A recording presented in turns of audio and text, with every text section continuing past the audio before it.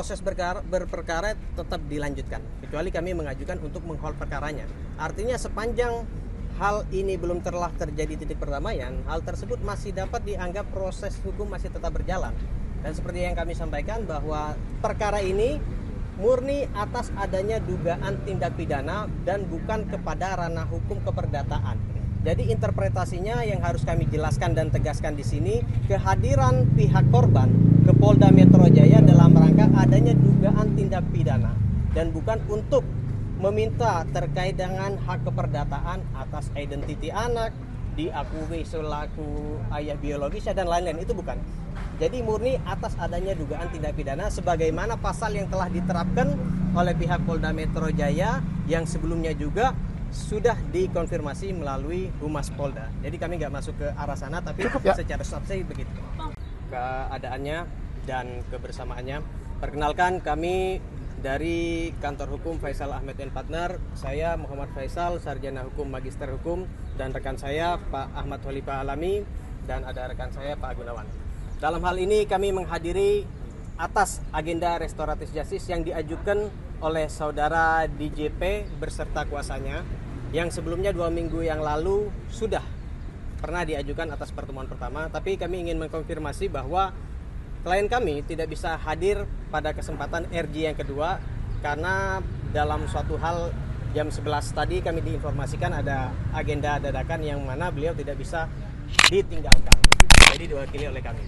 Terkait dengan materi-materi sebagaimana yang dibahas adalah pada poinnya adalah menyamakan persepsi, di mana pihak terlapor menyampaikan permohonan maaf dan seterusnya. Tapi sebelum mengarah kepada hal tersebut perlu kami jelaskan agar tidak menjadi framing yang bias, agar mendudukan substansi permasalahan ini fokusnya terkait dengan laporan polisi, bukan terhadap hal-hal yang subjektivitas terhadap pribadi yang bersangkutan.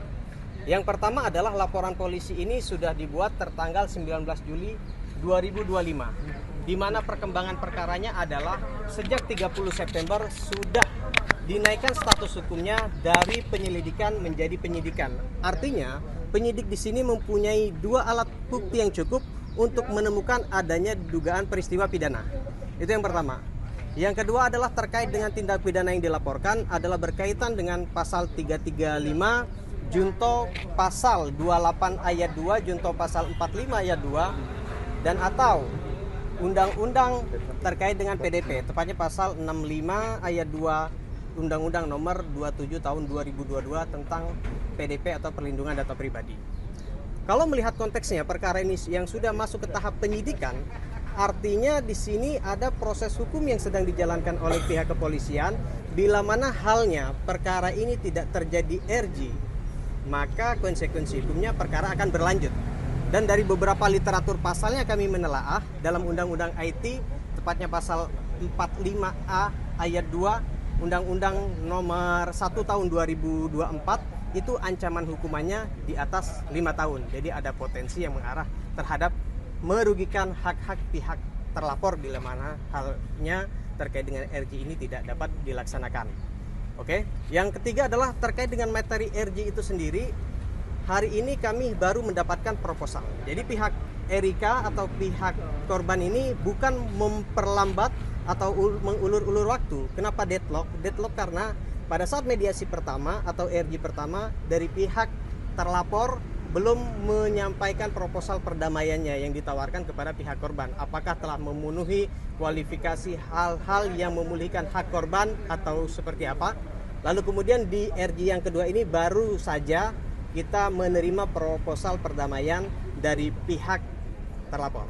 Kira-kira begitu. Jadi hal-hal yang terkait dengan Erika sejak diberikan kuasa kepada kami, selanjutnya segala konfirmasi dapat ditindaklanjuti dan dikonfirmasi kepada kami selaku kuasa. Kira-kira demikian perkara. Proses berperkara tetap dilanjutkan, kecuali kami mengajukan untuk menghold perkaranya. Artinya sepanjang hal ini belum telah terjadi titik perdamaian, hal tersebut masih dapat dianggap proses hukum masih tetap berjalan.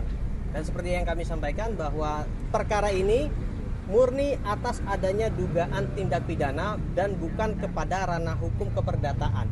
Jadi interpretasinya yang harus kami jelaskan dan tegaskan di sini, kehadiran pihak korban ke Polda Metro Jaya dalam rangka adanya dugaan tindak pidana dan bukan untuk meminta terkait dengan hak keperdataan atas identiti anak, diakui selaku ayah biologisnya dan lain-lain, itu bukan.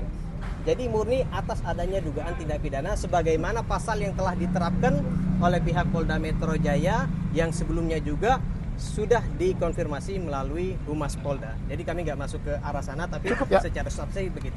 Kan suatu estafet dari si pemberi kuasa, maka kami akan mempelajari hal-hal yang kaitan proposal apa yang dimaksud, substansinya seperti apa, dan apakah itu disetujui oleh pihak korban.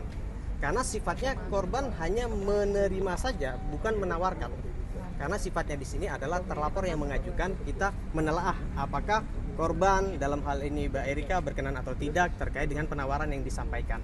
Tapi kalau kisi-kisinya terkait dengan substansi proposalnya adalah bagaimana halnya dalam narasi yang disampaikan oleh pihak T tadi, bahwa yang bersangkutan memohonkan maaf atas perbuatan yang demikian yang sudah dilaporkan di Polda Metro. Demikian rekan. Bang, kemarin dibilang sama si DJ Panda bahwa mau damai tapi ada syarat-syarat yang diajukan sama RK, itu syaratnya apa aja sih Bang? Kalau syarat kita belum memfinalkan kepada syarat itu. Lebih kepada pada RJ kedua ini kami pengen tahu dulu nih apa yang ditawarkan oleh yang bersangkutan. Jadi syarat prasyarat yang terlalu bias itu enggak. Tapi kemarin dia bilang kayak gitu, maksudnya kayak kenapa? Ya, terkait pernyataan yang demikian bisa dikonfirmasi kepada yang bersangkutan, tapi dari pihak Erika sama sekali enggak mengarah kepada syarat prasyarat yang sifatnya mengarah hal-hal yang subjektif, kira-kira gitu. Bang, kapan ditunjuk sebagai kuasa dari Erika? Kami dan dapat bisa ditunjukkan Bang surat kuasanya biar Oke. kita enggak. Terkait dengan surat kuasa, tadi kami buat 2 rangkap. Pertama yang asli kami berikan kepada pihak kepolisian, yang kedua dari pihak kuasa terlapor juga meminta kuasa kami. Tapi pada materinya yang pada intinya kami mendapatkan kuasa dari yang bersangkutan tertanggal 5 November. Tapi kenapa kami baru up sekarang? Karena itu agar menjadi hal-hal yang tidak dinarasikan liar, agar kami hadir bersertaan dengan mandataring dari yang bersangkutan untuk mewakili. Jadi sejak tanggal 5 November pun kami sudah mendapatkan kuasa dari yang bersangkutan.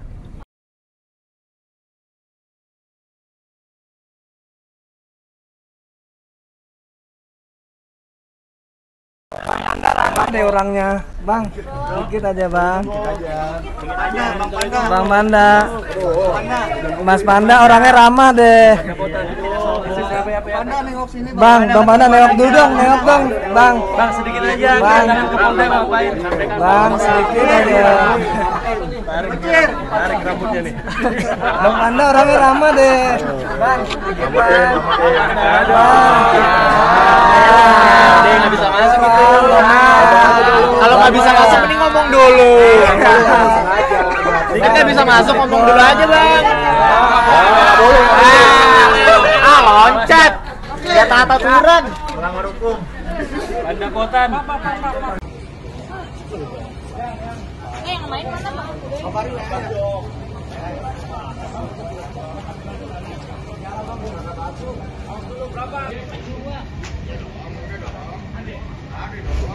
Bang?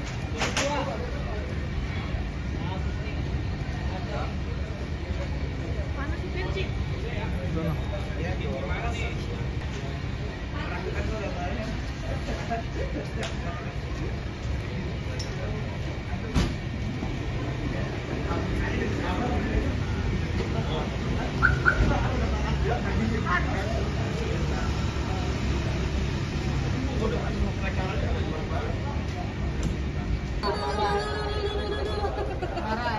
Marah.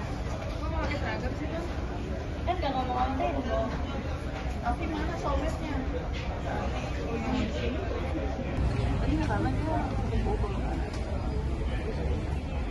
Nggak usah muka kita Kak. Oh, Apa-apa biar